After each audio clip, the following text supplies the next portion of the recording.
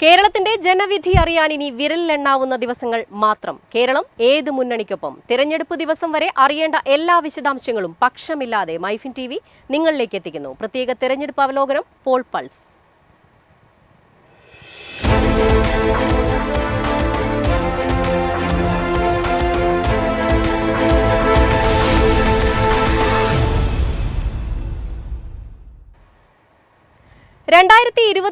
കേരളത്തിൽ ആഞ്ഞുവീശിയ ഇടത് അനുകൂല തരംഗത്തിലും UDF-നെ കൈവിടാത്ത സീറ്റാണ് കണ്ണൂരിലെ മലയോര മേഖലാ മണ്ഡലമായ പേരാവൂർ.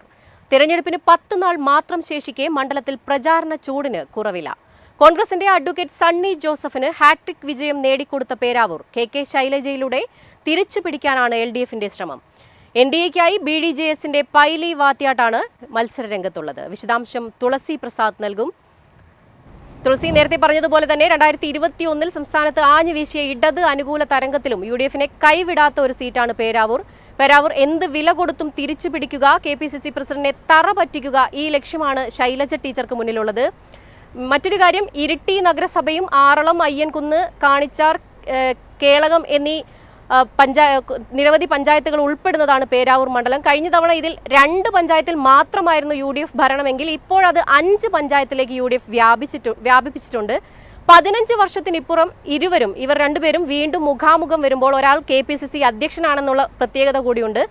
KPCC അധ്യക്ഷൻ തോൽക്കുന്നത് കോൺഗ്രസിന് ചിന്തിക്കാൻ പോലും പറ്റാത്ത ഒരു കാര്യം കൂടിയാണ്. ശൈലജ ടീച്ചർക്കാകട്ടെ ലോക്സഭയ്ക്ക് പിന്നാലെ ഒരു തോൽവി കൂടി സംഭവിച്ചു കഴിഞ്ഞാൽ അത് തിരഞ്ഞെടുപ്പ് രാഷ്ട്രീയത്തിന്റെ അന്ത്യവുമായേക്കാം. എന്തൊക്കെയാണ് നിലവിൽ പേരാവൂർ മണ്ഡലത്തിലെ ഒരു തിരഞ്ഞെടുപ്പ് ചിത്രം?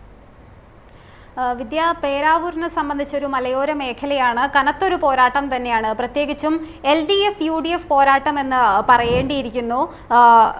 ഇനി തെരഞ്ഞെടുപ്പിന് വെറും 10 ദിവസം മാത്രമാണ് ബാക്കി നിൽക്കുന്നത്. സംസ്ഥാനത്തൊട്ടാകെ തന്നെ പ്രചാരണ ചൂട് കനത്ത് കൊണ്ടുപിടിച്ച പ്രചാരണത്തിലാണ്. സ്ഥാനാർത്ഥികളൊക്കെ വീട്ടിലെത്തിയും വോട്ടർമാരെ നേരിൽ കണ്ടും അല്ലാതെയുമുള്ള വോട്ട് തേടലൊക്കെ നടന്നുകൊണ്ടിരിക്കുന്ന ഒരു സമയമാണ്. കണ്ണൂരിലെ തന്നെ ഏറ്റവും പ്രധാനപ്പെട്ട ശക്തമായ ഒരു മത്സരം നടക്കുന്ന ഒരു മണ്ഡലമാണ് പേരാവൂർ എന്ന് പറയുന്നത്. കണ്ണൂർ ജില്ലയിലെ മലയോര മേഖലയാണ് ഇത് വരുന്നത്. നിലവിൽ LDF സ്ഥാനാർത്ഥിയായി KK ശൈലജ ടീച്ചറാണ് മത്സര രംഗത്തുള്ളത്. UDF-ന് വേണ്ടി നിലവിലെ പേരാവൂരിന്റെ സിറ്റിംഗ് MLA ആയ KPCC അധ്യക്ഷൻ കൂടിയായ അഡ്വക്കേറ്റ് സണ്ണി ജോസഫാണ് ജനവിധി തേടുന്നത്.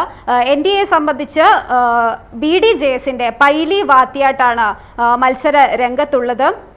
ഒരു ത്രികോണ മത്സരം എന്തായാലും ഉണ്ടാകില്ലെന്ന് ഉറപ്പുള്ളൊരു മണ്ഡലമാണ് പേരാവൂർ. എന്നാൽ പോലും സണ്ണി ജോസഫിനെ എത്രത്തോളം പരാജയപ്പെടുത്താം, അല്ലെങ്കിൽ അങ്ങനെയൊരു ലക്ഷ്യം കണ്ടുകൊണ്ട് തന്നെയാണ് KK ശൈലജ ടീച്ചറെ തന്നെ പേരാവൂരിലേക്ക് LDF നിയോഗിച്ചിട്ടുള്ളത്.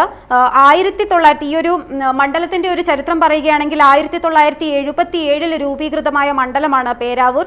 ഒരു കാലത്ത് ഇത് കോൺഗ്രസിന്റെ ഉറച്ച കോട്ടയായിരുന്നു. പിന്നീട് അങ്ങോട്ട് ഈ ഇടതും വലതും മാറി മാറി ഭരിക്കുന്ന ഒരു സാഹചര്യം പേരാവൂർ മണ്ഡലത്തിൽ ഉണ്ടാവുകയുണ്ടായി. 2006 KK ശൈലജ ടീച്ചർ മികച്ചൊരു ഭൂരിപക്ഷത്തിന് കോൺഗ്രസിൽ നിന്ന് പേരാവൂർ മണ്ഡലം എടുക്കുന്നത്. കോൺഗ്രസിനെ അട്ടിമറിച്ചത് 9000-ലധികം വോട്ടിന്റെ ഭൂരിപക്ഷത്തിലായിരുന്നു. അന്ന് 2006 KK ശൈലജ ടീച്ചർ പേരാവൂരിൽ വിജയിച്ച് MLA ആകുന്നത്. പിന്നീട് 2011 നടന്ന തെരഞ്ഞെടുപ്പിൽ സണ്ണി ജോസഫ് MLA UDF-ന്റെ സ്ഥാനാർത്ഥിയായി വരികയും ശൈലജ ടീച്ചറെ പരാജയപ്പെടുത്തി പേരാവൂർ അദ്ദേഹത്തിന്റെ കയ്യിലേക്ക് ആക്കുകയും ചെയ്യുന്നു. പിന്നീട് അങ്ങോട്ടൊരു സണ്ണി ജോസഫ് യുഗമാണ് പേരാവൂരിൽ കണ്ടത്. കഴിഞ്ഞ 15 വർഷമായി സണ്ണി ജോസഫ് MLA ആണ് പേരാവൂരിന്റെ മണ്ഡലത്തിന്റെ MLA ആയി വരുന്നത്. 2011 KK ശൈലജ ടീച്ചറെ 3440 വോട്ടിന്റെ ഭൂരിപക്ഷത്തിലാണ് സണ്ണി ജോസഫ് പരാജയപ്പെടുത്തിയത്. 2016 വരുമ്പോൾ LDF-ന്റെ സ്ഥാനാർത്ഥി എന്ന CPIM-ലെ ബിനോയ് കുര്യനായിരുന്നു. അദ്ദേഹത്തെ 7989 വോട്ടിന്റെ ഭൂരിപക്ഷത്തിലായിരുന്നു സണ്ണി ജോസഫ് പരാജയപ്പെടുത്തിയത്. 2021 വരുമ്പോൾ ശക്തമായൊരു പോരാട്ടമായിരുന്നു സക്കീർ ഹുസൈനുമായി നടന്നത്.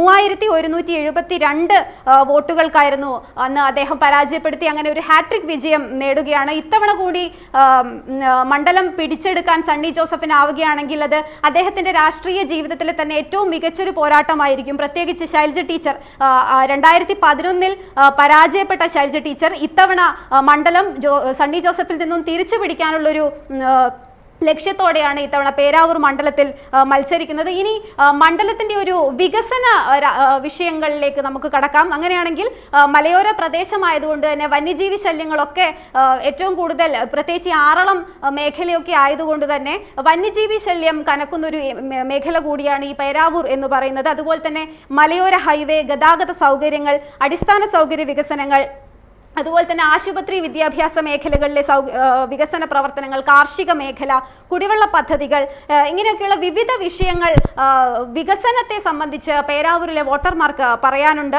പ്രത്യേകിച്ച് ഈ ആറളം ഫാമിലെ ആനശല്യം, കാട്ടാനശല്യം വളരെ നാട്ടുകാരുടെ ജീവനും സ്വത്തിനും തന്നെ ഭീഷണിയാകുന്ന തരത്തിൽ ഉയർന്നു വരുന്ന ഒരു സാഹചര്യം ഉണ്ടായിരുന്നു. ഇതിൽ ഹൈക്കോടതി അടക്കം ഇടപെട്ടൊരു സാഹചര്യം. ഈ 2026 മാർച്ചിലെ ഹൈക്കോടതി ഉത്തരവ് പ്രകാരം ഒരു നിശ്ചിത സമയത്തിനുള്ളിൽ ശാശ്വതമായ പ്രതിരോധ പരിഹാരം ഉണ്ടാക്കണമെന്ന് സംസ്ഥാന സർക്കാരിനോട് ഹൈക്കോടതി നിർദ്ദേശിച്ച ഒരു സാഹചര്യം ഉണ്ടായിരുന്നു.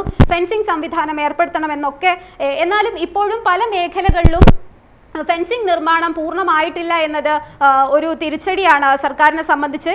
അതുപോലെ തന്നെ ആശുപത്രി വികസനങ്ങളിലേക്ക് വരുമ്പോൾ പേരാവൂർ താലൂക്ക് ആശുപത്രിയുടെ തുളസി പറഞ്ഞതുപോലെ തന്നെ LDFും UDFും തമ്മിൽ ശക്തമായ മത്സരം നടക്കുന്ന ഒരു മണ്ഡലമാണ് പേരാവൂർ മണ്ഡലം. പേരാവൂർ മണ്ഡലത്തിന്റെ ഒരു തെരഞ്ഞെടുപ്പ് ചിത്രമാണ് ഇന്ന് തുളസി വിശദീകരിച്ചത്. മറ്റൊരു മണ്ഡലവുമായി നാളെ കാണാം. എളുപ്പത്തിൽ സമ്പാദ്യം വളർത്താം. ഇന്ന് തന്നെ മൈഫിൻ TV ആപ്പ് ഡൗൺലോഡ് ചെയ്യൂ.